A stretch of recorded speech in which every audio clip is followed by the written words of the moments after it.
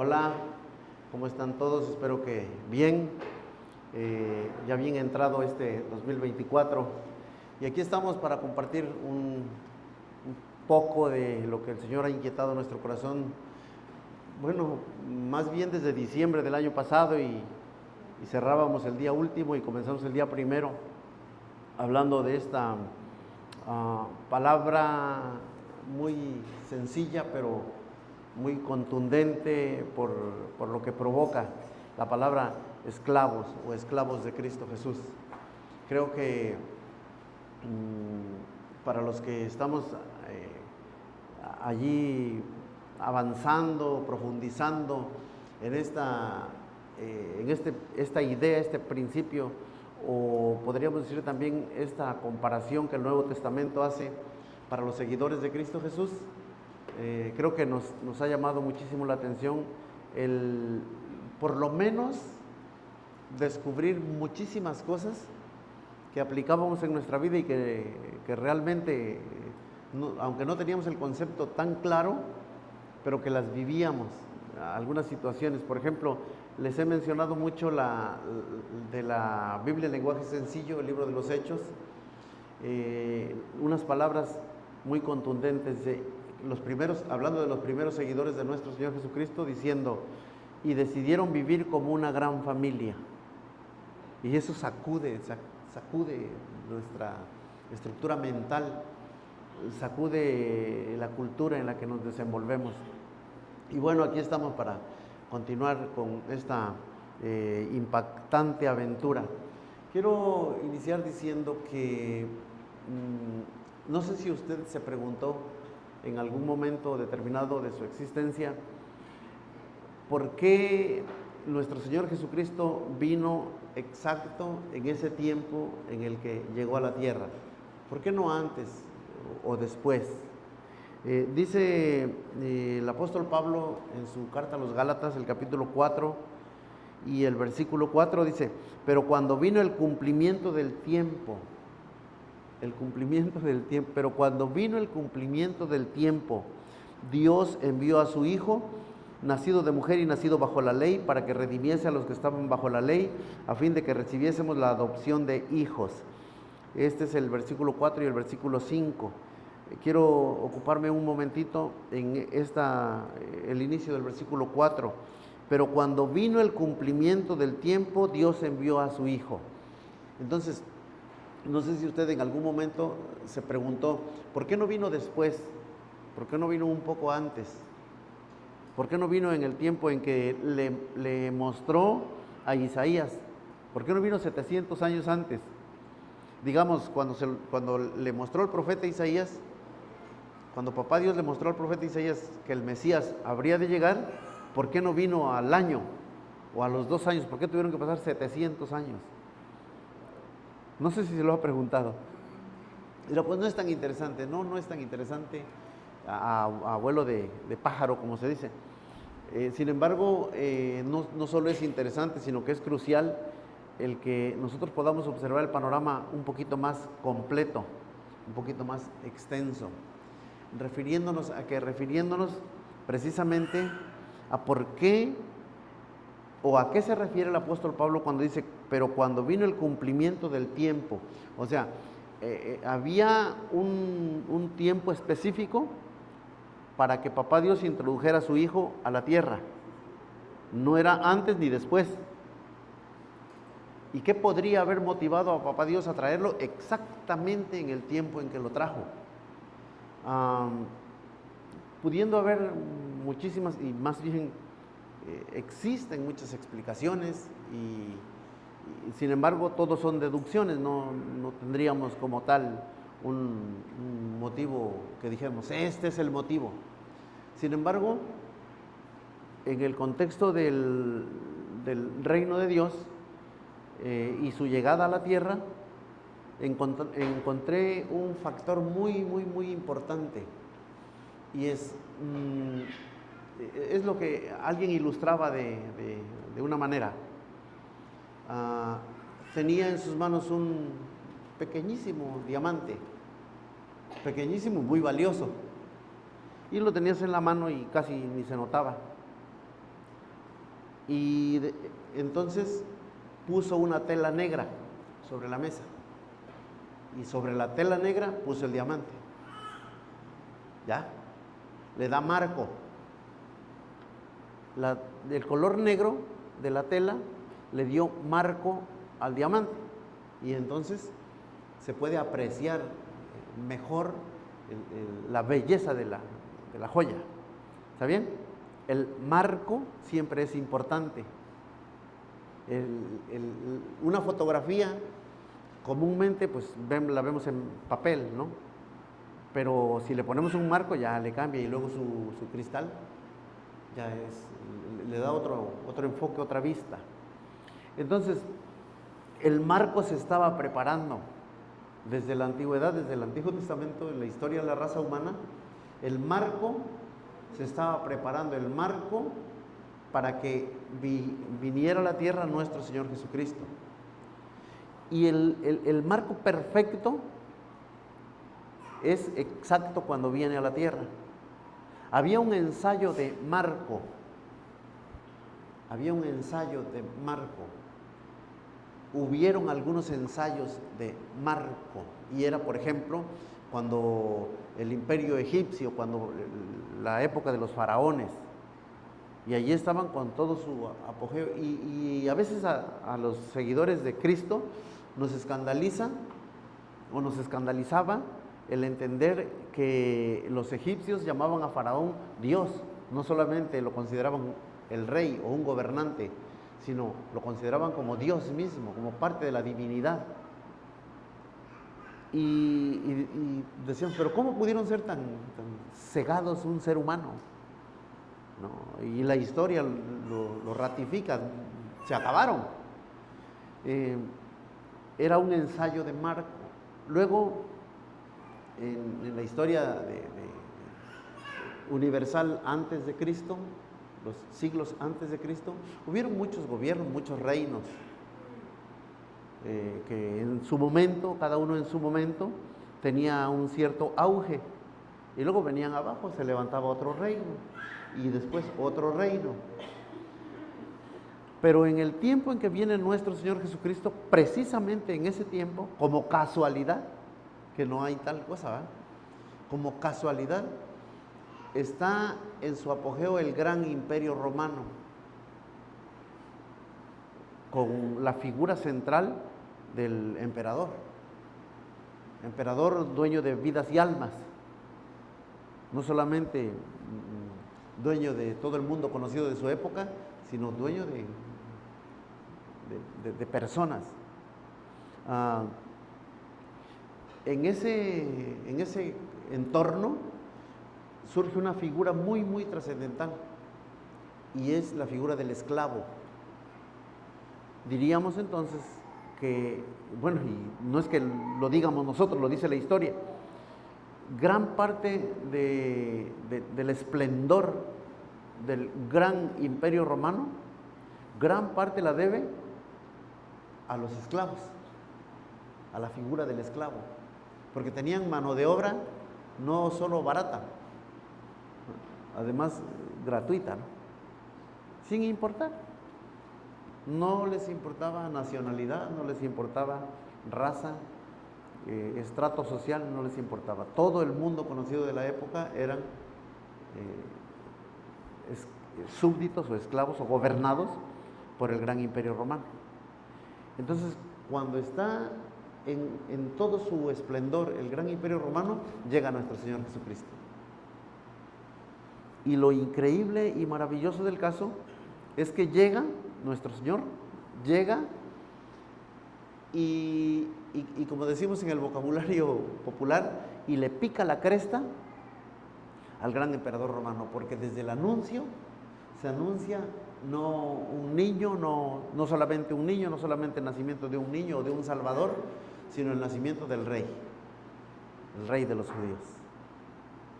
Entonces cimbró todo el imperio romano. Y papá Dios escogió ese tiempo precisamente para introducir a su hijo. Fue el marco perfecto, fue como la tela oscura o la tela negra para resaltar la hermosura de la joya. Bueno, se dice de otra manera, un poquito más burda, la limpieza juzga la mugre.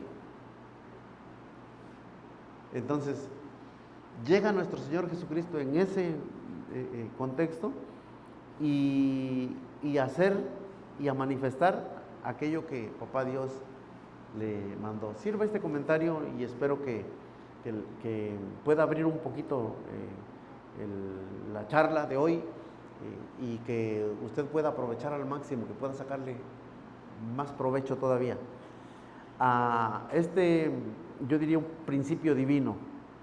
Cuando hablamos de identidad, ¿quién eres? ¿Qué dice la Biblia que son los seguidores de Cristo Jesús? Pues dice que somos sus hijos, pero los que somos hijos tenemos que ser esclavos. Y suena muy fuerte la palabra esclavo. Si queremos conocer más y más a nuestro Señor, necesitamos convencernos más y más de que somos sus esclavos. No hay otra manera. El privilegio de los seguidores de Cristo, nuestro privilegio es ser sus esclavos. Una palabra muy fuerte y que quizás uno diría, no, pero esclavo, o sea, esclavo. Tal vez otra cosa, pero esclavo. Con la lectura de la Escritura y visto desde este enfoque el Nuevo Testamento, encontramos que el convertirse en un esclavo de Jesucristo no es una sugerencia, es una orden. Ahora, vaya, para los que queremos ser sus hijos, sus seguidores, ni siquiera hijo, seguidor o siervo. El reino de Dios nos propone esclavo. Cuando nosotros observamos la historia así de un solo vistazo y nos damos cuenta de todas las cosas que estuvieron alrededor de la llegada de nuestro Señor Jesucristo, sin duda algo muy, muy impactante e importante para la raza humana llegaba a la tierra. Estaba aconteciendo algo de magnitud insospechada, con todo y que los profetas ya lo habían anunciado. Iba a llegar y llegó. Y llega nuestro Señor Jesucristo y nos habla de un reino. Un reino en el cual evidentemente hay un rey que gobierna. Hay un territorio en donde viven sus gobernados. Luego, en el Nuevo Testamento, en el Nuevo Testamento, la palabra cristiano, como nos denominamos actualmente, la palabra cristiano se hace un tanto popular, pero no enseguida que está nuestro Señor Jesucristo, no enseguida que Él vino y desarrolló su ministerio, sino varios años después. Entonces, ¿cómo se llama o cómo se les denomina a los primeros seguidores de nuestro Señor Jesucristo? Necesitamos abrir nuestra mente, como nos decía Miki el otro día, abrir nuestra mente para poder sacarle el máximo provecho a todo lo que tiene que ver con nuestra identidad. Mire, se han escrito muchísimos material en cuanto a nuestra relación con Papá Dios. Bueno, hasta le decimos papá, es nuestro Padre, ¿sí? Y se han escrito libros sobre consejería en el ámbito cristiano, sobre la manera de vivir de los seguidores de Cristo Jesús. Cómo debemos vivir, cómo debemos conducirnos, una y otra vez. Los buenos modales, la práctica de las buenas costumbres y cuántas cosas. El amarnos los unos a los otros, el saber trabajar en equipo, el funcionar como un equipo, en velar por los intereses del reino de los cielos. Mucho se ha hablado de eso. Y me parece que aunque es importante pero hay algo de básico, hay algo de más fondo, algo mucho más vital. Y es, si tú y yo entendemos que somos esclavos, todo lo demás va, o sea, es necesario, pero ordinario, no extraordinario. Entonces, no nos desgastaríamos en tratar de entender mi identidad y mi conducta. Si primero entiendo que soy un esclavo. Si usted y yo entendemos que somos esclavos, todo lo demás va a salir muy fácil. Mire, sin jactancia, Dios me libre, ¿va? Pero cuando estoy hablando de esto, y cuando usted está estudiando en su casa y en las reuniones de los jueves, está ahí mirando, con gran parte del contenido de lo que está estudiando, usted se identifica. Dice, con razón. Pues con razón. Y usted no pone el grito en el cielo. Dice, ¿qué descubrí? No, solamente confirmó algo que ya está viviendo. Dígame, parece jactancia, ¿no? Parece jactancia. Pero realmente, Señor, gracias. Gracias porque me revelaste esto. Y entonces comienzo a comprender inclusive a quienes no piensan como yo. Porque para que podamos pensar o ser de un mismo pensar, un mismo sentir y un mismo actuar, como dice el apóstol Pablo, primero necesité un común denominador, y es entender que soy un esclavo. Ya se acaba. ¿Qué andar diciendo y qué andar preguntando? No. Entender que soy un esclavo. Fíjese cómo el Nuevo Testamento habla de algunos conceptos para definir a los seguidores de nuestro Señor Jesucristo, pero habla también de algunos conceptos de lo que Él es, y se le encuentra a nuestro Señor Jesucristo que es el amo, es el dueño, que nosotros somos su posesión, que Él es el Rey, el Señor y el Hijo de Dios, que nosotros somos sus objetos. Y dice, no, objeto no, todo lo demás sí, pero objeto, ¿sí?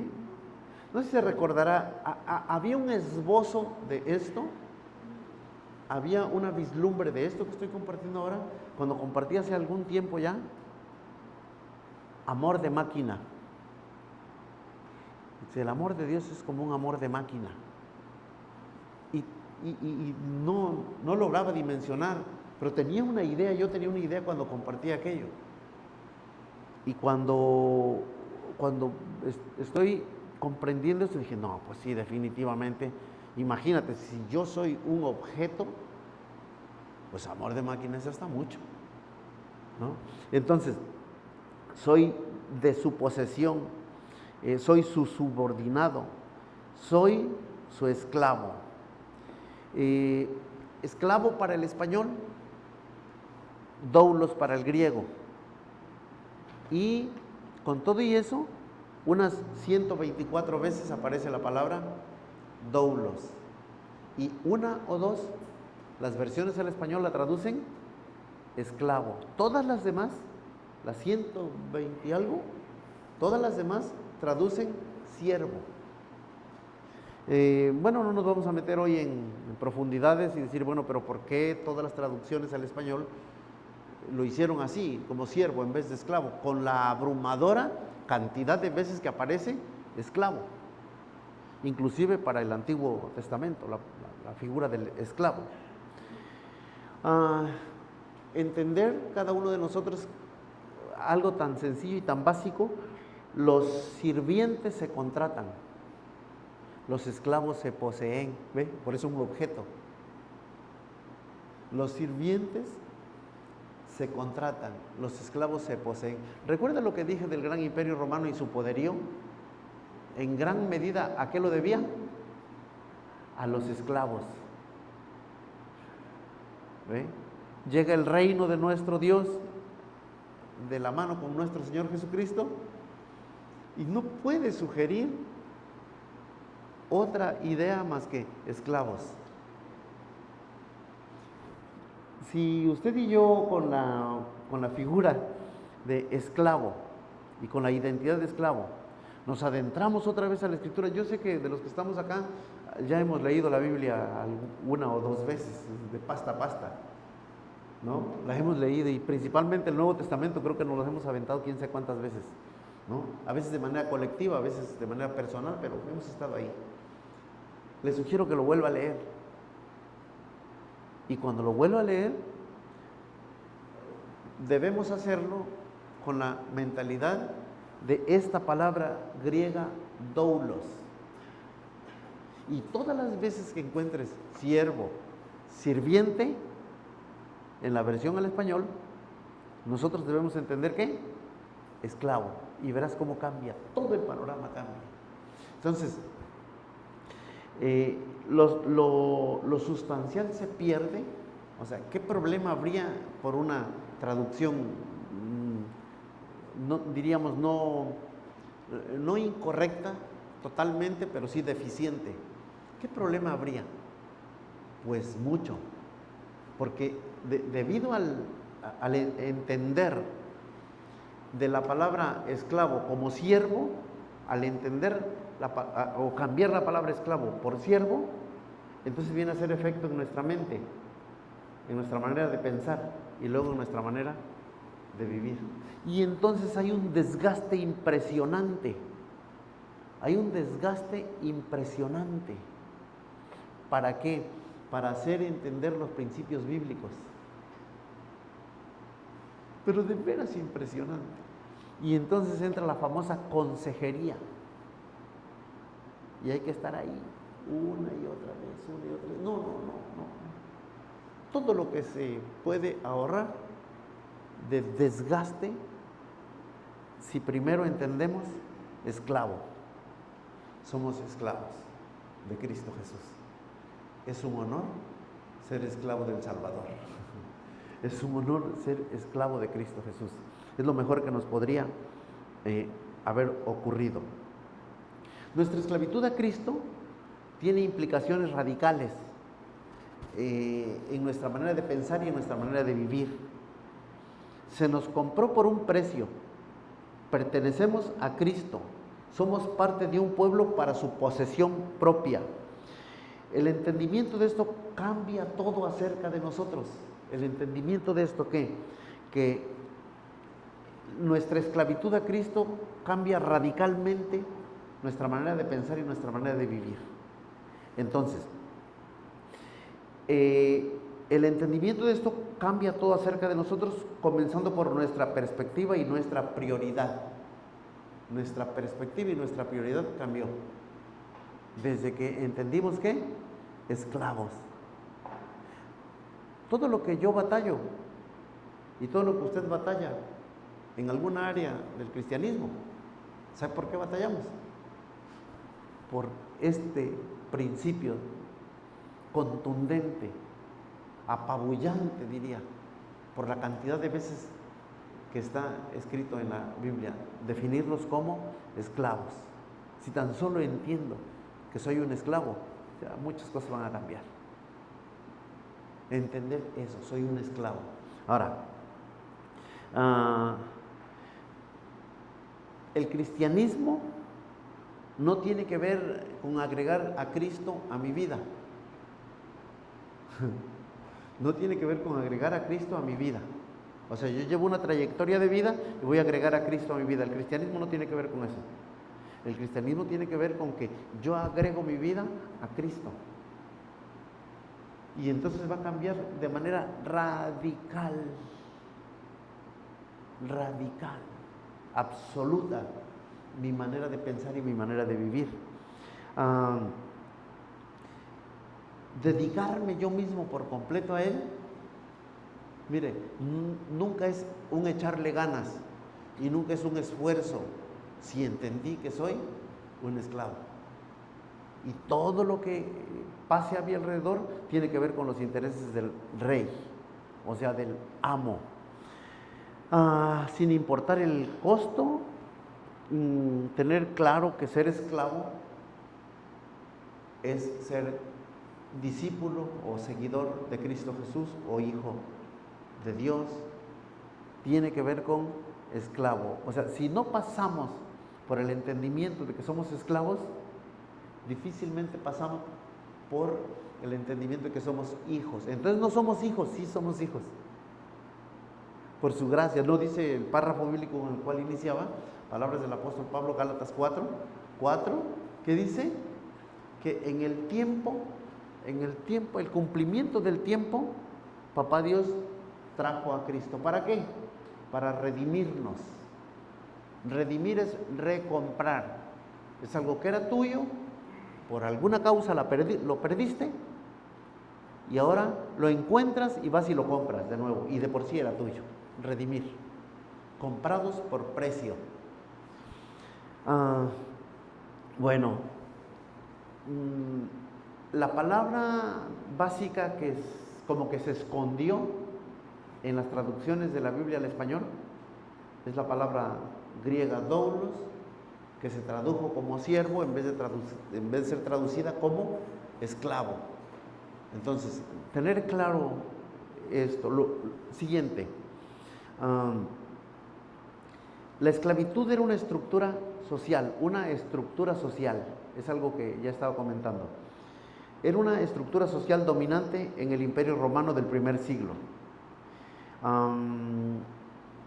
La nada menor cifra, dice la historia, de 12 millones de habitantes eran esclavos del Imperio Romano. ¿Sabes el esplendor del Imperio Romano? Con 12 millones de esclavos. Gente que la podían mandar a trabajar en lo que fuera, sin importar el desgaste físico. ¿Ves? En pro del gran Imperio Romano. O sea, por favor, otra vez. Son datos, números fríos de la historia universal. Un aproximado de 12 millones de personas, de seres humanos de todo linaje, de todo pueblo, de toda lengua y de toda nación, sirviendo al Imperio Romano. ¿Ves? ¿Cómo nos iba a sentir un Dios, el emperador, si era dueño de 12 millones de almas, aún a orden de él? Vale. Cuando el amo promedio se mostraba benevolente ante el esclavo, bueno, pues le daban unos azotes. Cuando no era tan benevolente, le quitaban la vida. ¿Por qué no otra vez amor de máquina, ¿por qué no le quitaba la vida? El amo promedio, ¿por qué no le quitaba la vida al esclavo? ¿Mande? Perdía. Gracias.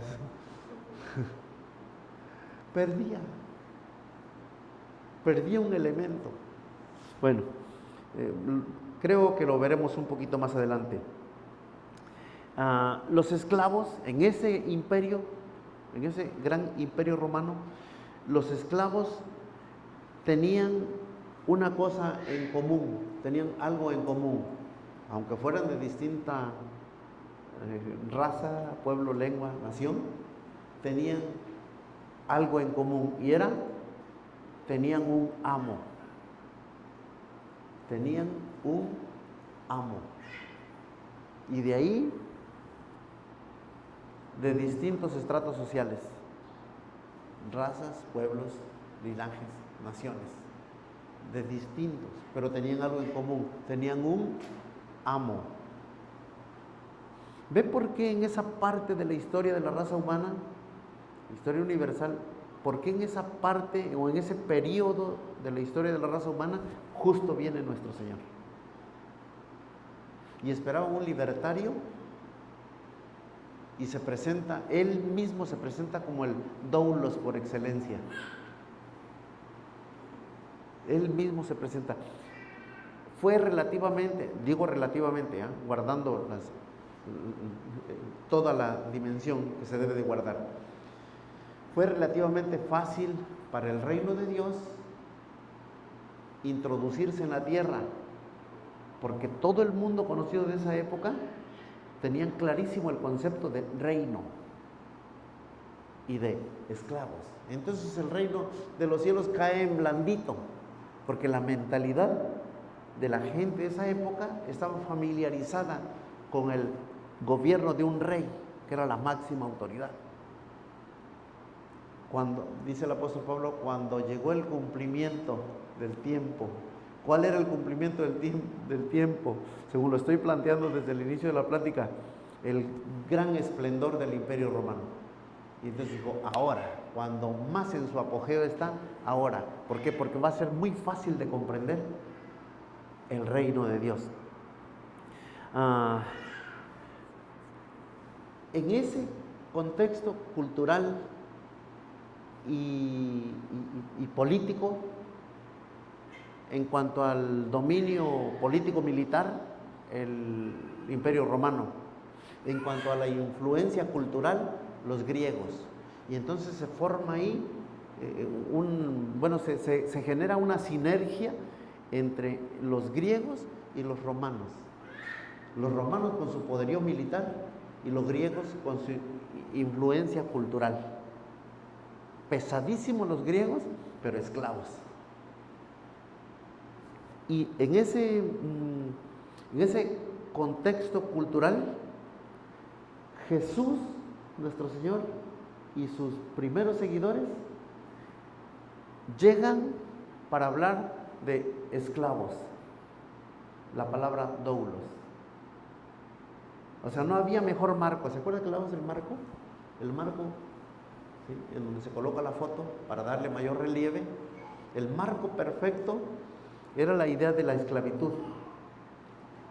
Y entonces el pueblo de Israel, que esperaba un libertario, no un libertador, sino un libertario, y viene un doulos. Y en vez de hablar de libertad, habla de esclavitud. Por eso el párrafo bíblico, y conoceréis la verdad y la verdad os hará libres, tenemos que mirarlo en su justo contexto. En su justo contexto, como Cristo Jesús lo estaba expresando, en medio de la esclavitud al Imperio Romano y en medio de su prédica. Imagínate, vengan a mí todos los que están trabajados, cansados o cargados, yo los voy a hacer descansar. Uno dice, wow, libertario, pero luego dice, lleven mi yugo, porque mi yugo es fácil y mi carga es ligera. Dices, no, espérate, o sea, me saca de aquí para introducirme. Sí, solamente que allí, en la raíz más profunda de la palabra doulos, que sería, o que vendría a ser la figura del antiguo pacto, el esclavo, ¿qué? Voluntario, el que ya no se quiere ir de la casa del amo, el que no se va a fugar, que no se va a ir. Lo trataron re mal, sí, lo trataron como esclavo. Y se va, doulos es el esclavo voluntario, el que quiere quedarse, el que quiere estar ahí. Increíble. Bueno, continuamos otro poquito. La palabra griega para el Nuevo Testamento, unas 124 veces dijimos, ¿va? Y que la palabra doulos, y que se traduce siervo, la mayoría, inmensa mayoría de las veces, en vez de esclavo, siervo. Y vas a encontrar párrafos de la Escritura en donde se nos denomina como siervos y a él se le denomina como rey o amo.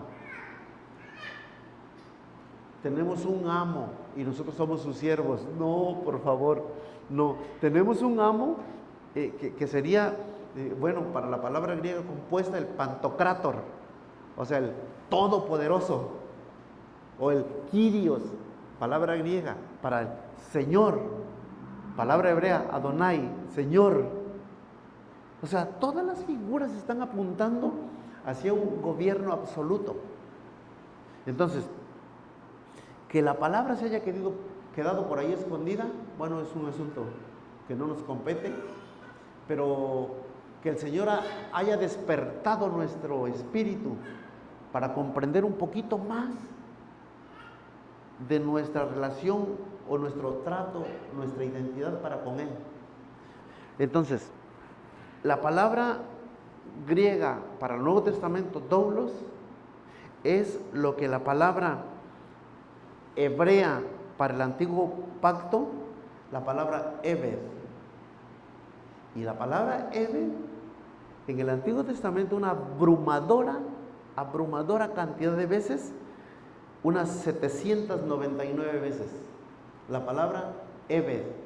Y el diccionario dice Eved, esclavo. ¿Tiene idea de qué dice las traducciones al español para la palabra Eved? ¿Tienes idea de lo que dice? ¿No tienes idea? ¿Alguien tiene idea? La palabra Eved, 799 veces en el Antiguo Pacto, que es la palabra esclavo y traducida siervo. La palabra doulos para el Nuevo Testamento se tradujo siervo en vez de esclavo. La palabra Eved para hebreo del Antiguo Testamento, esclavo, se traduce siervo o sirviente. Dijimos que no nos metemos por ahí en Honduras, hubieron causas tal vez loables, sin embargo nos dejaron en un lapso de entendimiento mental y de una concepción o percepción de la palabra que al ser tan deficiente vino a redundar en una vida también deficiente. En vez de que tuviera su máxima expresión, cabalmente esclavos, que vendría a traducirse en una vida de entrega, de mayor rendimiento para el reino de los cielos. Pero como se tradujo sirviente, los sirvientes se contratan, los esclavos se poseen. La idea más básica de Eved es esclavo. Realmente no sé si, o no sabemos si intencionalmente o no, pero se pierde en las páginas de las traducciones de la Biblia al español y se queda como siervo o sirviente. El sirviente, el gran problema es que el sirviente, si no le gusta, ¿qué hace? Se va, tan sencillo. Pero el doulos no se va. ¿Por qué no se va el doulos? Porque, ¿se acuerda? El doulos solito él fue, para doulos para Nuevo Testamento, Eved para Antiguo Testamento, él solito fue al poste y le horadaron la oreja, de tal forma que donde caminara se le notara la perforación acá, no microscópica, una perforación grotesca. Y era, ahí va un esclavo voluntario, nadie lo obligó, él solito quiso, no se va pues. Pero el otro, como se concibió a sí mismo, ¿como qué? Como siervo o como sirviente, dice, no, pues no me gusta, me trata mal. Tiene su propio mundo, vive en su propia cápsula.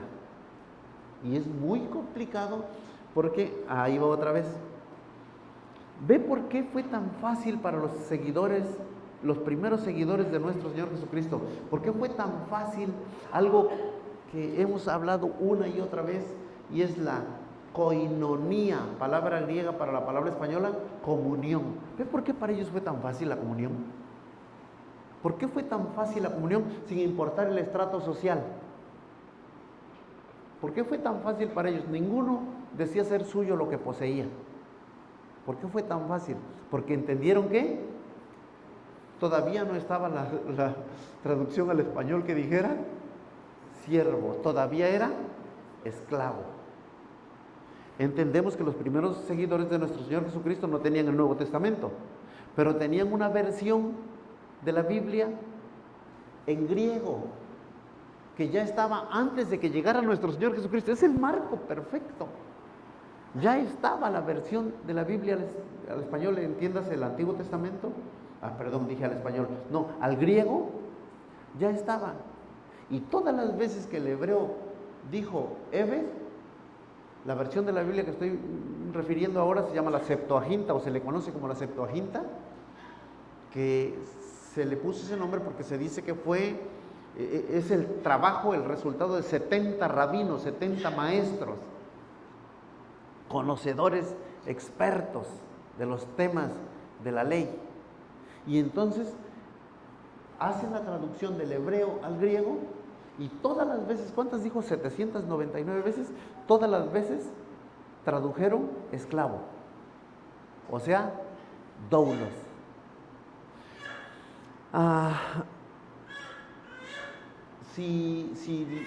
Estos 70 rabinos encontraron la palabra Eved 799 veces y de ellas más de 400 veces la tradujeron como esclavo, entonces ahora los seguidores del primer siglo o los primeros seguidores de nuestro Señor Jesucristo sabían que la vida en Cristo era una vida ¿de qué?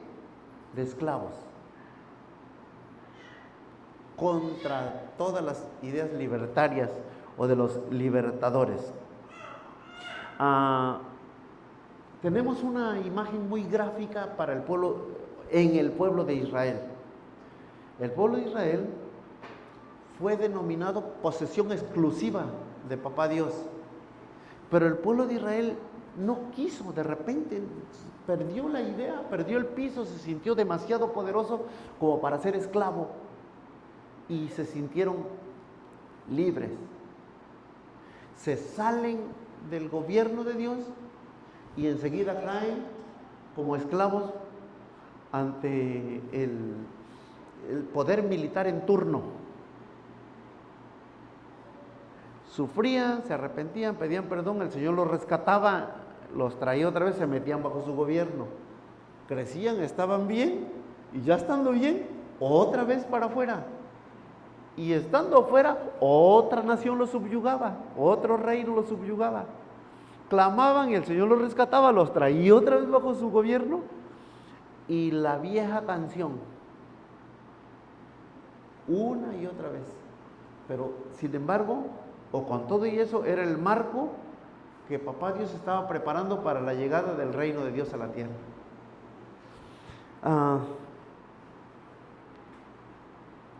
¿Qué más decir? Terminando, para ir aterrizando la idea de la plática el día de hoy. Quiero que piensen esto.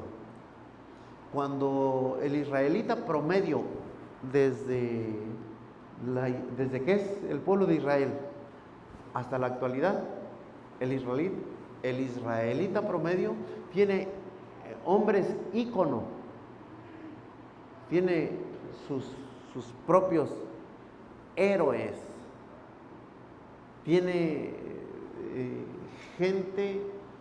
tuvo gente que le representó y hasta la fecha se sienten orgullosos de esa gente, de esos caudillos que les representaron en toda la historia del pueblo de Israel. ¿Está bien? Abraham, Moisés, David, los profetas, todos ellos, ¿no? Desde que Israel es pueblo hasta la actualidad, todos ellos ocupan un lugar muy especial, muy, muy especial en el corazón del israelita promedio. Bueno,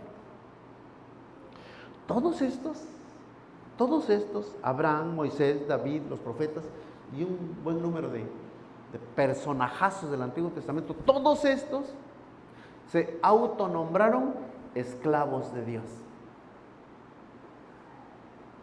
Esa chulada de gente se autonombraron ¿qué? Esclavos de Dios. Antiguo Testamento. Nuevo Testamento. Pedro, Juan, el apóstol Pablo, inclusive Santiago, según la comprensión evangélica, Santiago, hermano de nuestro Señor Jesucristo. Según la comprensión del cristiano no evangélico, Santiago era primo de nuestro Señor Jesucristo, por aquello de la Virgen. Entonces, es primo, dicen los no evangélicos. Los evangélicos dicen, es hermano. Déjelo en la incógnita. Si tú fueras el primo hermano de nuestro Señor Jesucristo, ¿cómo te presentas? Imagínate. Ya, olvídate que eres hermano, que eres primo hermano. Vamos a dejarlo en que eres primo hermano. ¿Cómo te presentas? Pues escuche cómo se presenta él. Santiago o Jacobo, ¿no? Siervo de Dios y del Señor Jesucristo. En otras palabras, esclavo de Dios y de nuestro Señor Jesucristo. Es que Señor Kyrios no puede tener un siervo. A ver, Kyrios no puede tener diácono.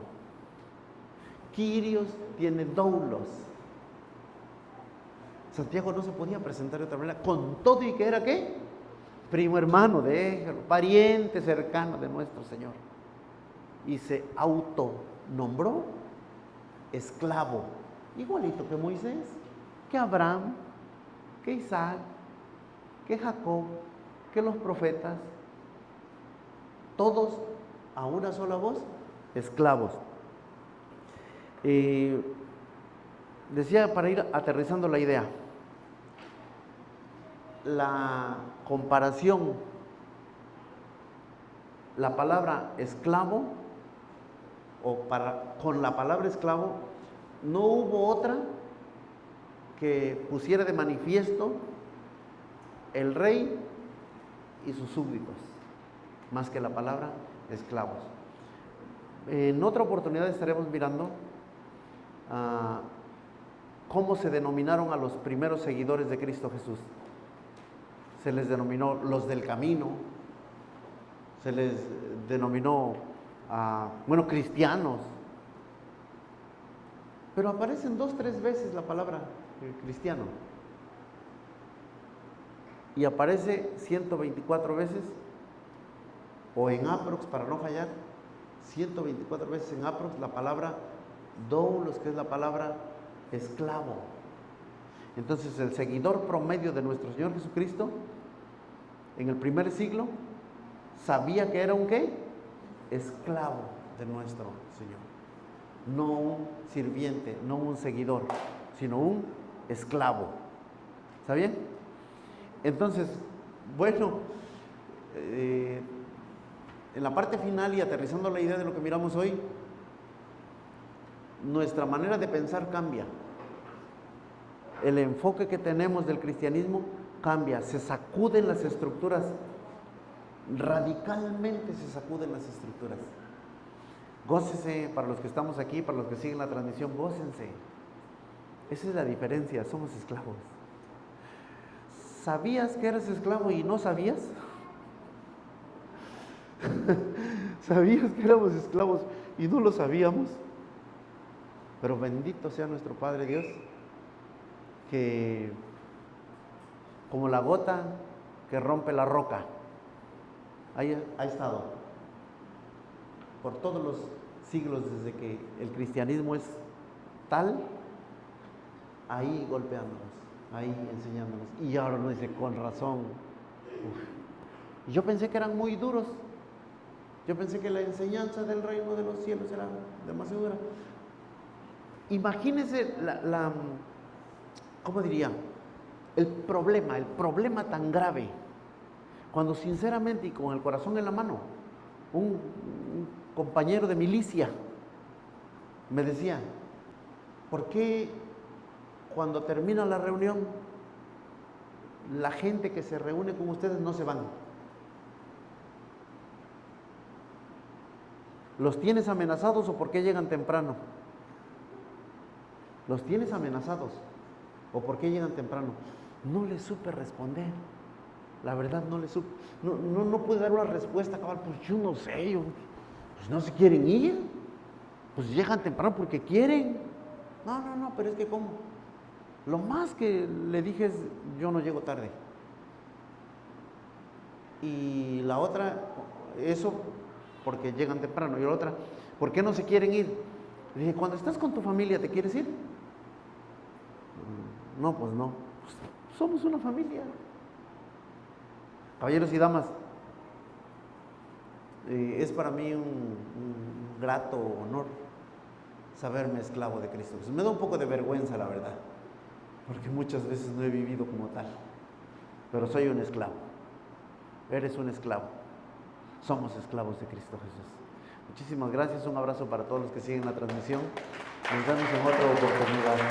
Muchas gracias.